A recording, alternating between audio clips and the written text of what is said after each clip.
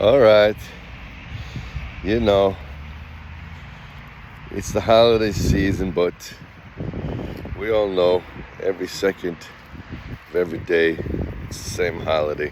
It's life, you know. I don't know about those forced awakened moments. Something really happened because everybody's doing everything together, so kind of feel it. But the truth is, everybody's can be doing a lot of crazy stuff together, missing the point, and just gotta try to grasp of what it is really. This whole concept of overcoming the world, and that main point there is just the really, if you haven't in life understood that the whole game is to be aware of the workings of your own mind, then it will block you from being able to go into the place where it's all found, which is in the heart, and you will be disconnected from yourself and your true self. What it is, you can't identify it. So what we keep trying to do is by putting whatever tattoo on ourselves. It doesn't have to be a physical tattoo on our bodies, but that's the same concept. Or it could be the tattoo that we let the world put on ourselves, which is, I'm a this, I'm a that, this is what I believe, this is what I, vote for, this is what I do on Sunday or whatever day of the week. And we just got, sometimes just roped into thinking all those things without asking any questions, without saying, well, wait a second, is that really who I am? I mean, is everything that society and my neighborhood and my school and my parents, everything that they decided, is that the right thing?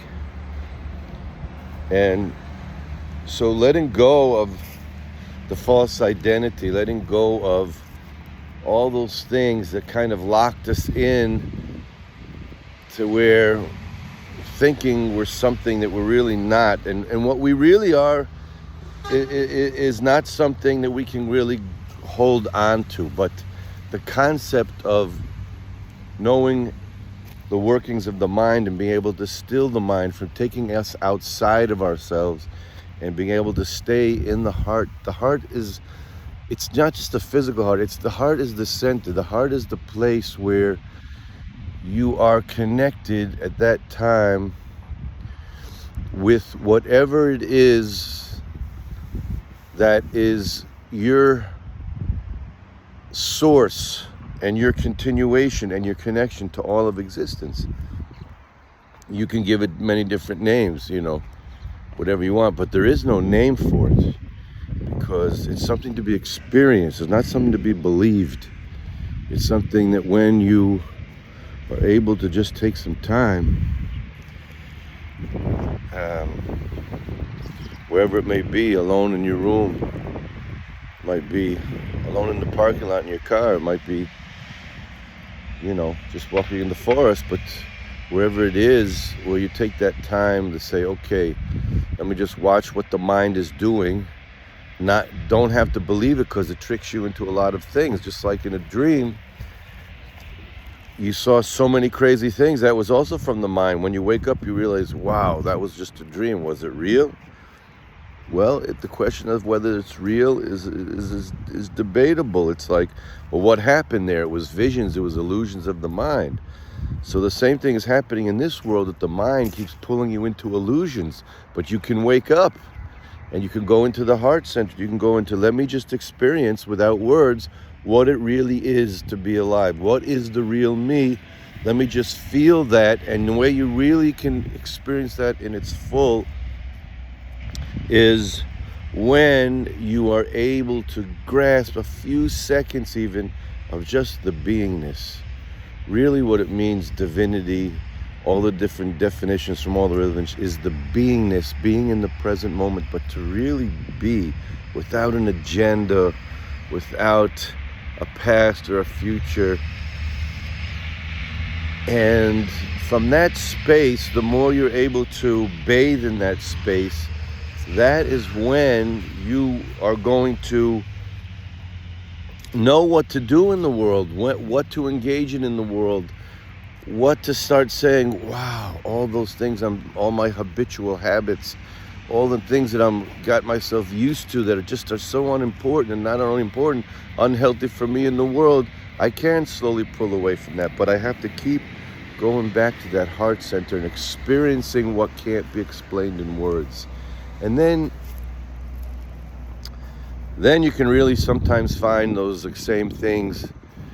When you read some of the books that people consider holy books, that's when you can actually tell when something was written that was really inspired by that heart center, and then you can tell there's things that are written just from politics and ego and all sorts of distortions that mix in to all those things. But if you haven't yet experienced in your own silence, in your own center of being, without any fixed identity, then you're just being like a sheep in the herd with no clue of if you're building or destroying the world. And you're not able to sit and just enjoy the moment, which is really the prize. It's just when you understand the unbelievable concept of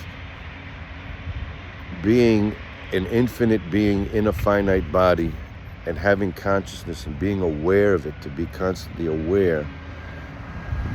When you start doing that, then wherever is the best, wherever and whenever. So every second becomes a holiday, because that's where you really are. That's where you're holding. You have overcome the world, because your mind created the world.